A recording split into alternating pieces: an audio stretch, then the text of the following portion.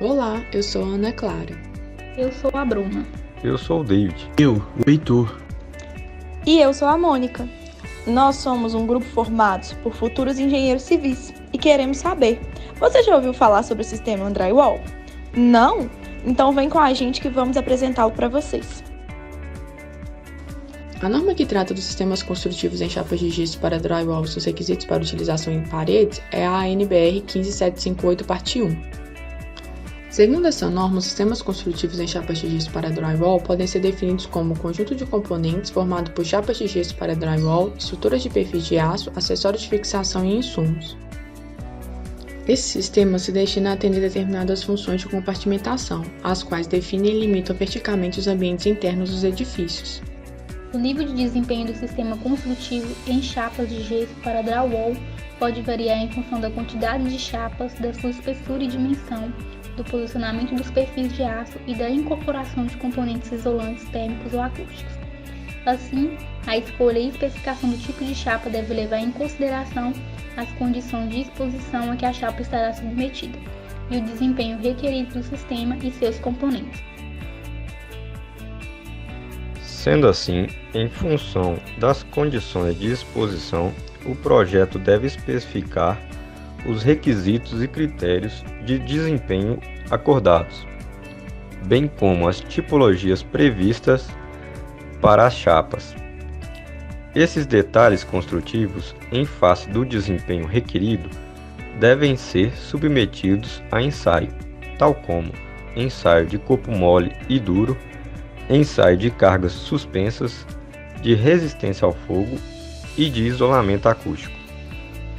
Antes do início da montagem dos sistemas de paredes de gesso para drywall, devem ser atendidos os seguintes requisitos: locação dos eixos das paredes, compatibilização do projeto com os demais sistemas, proteção contra umidade excessiva e impedimento de entradas de chuvas, nivelamento e acabamento da laje do piso, posicionamento da saída das várias instalações e compatibilização entre os dispositivos de fixação e os suportes.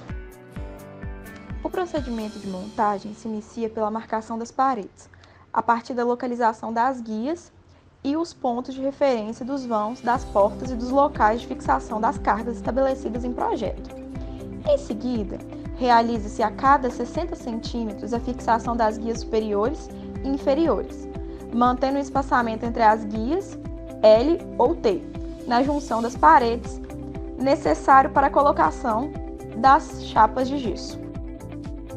O procedimento segue para a colocação dos montantes, que devem ser fixados inicialmente nas paredes laterais, no máximo a cada 60 cm e ao menos em 3 pontos.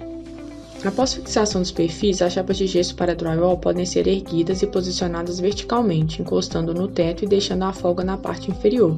As chapas de drywall devem possuir a altura 10 mm menor do que o pé direito.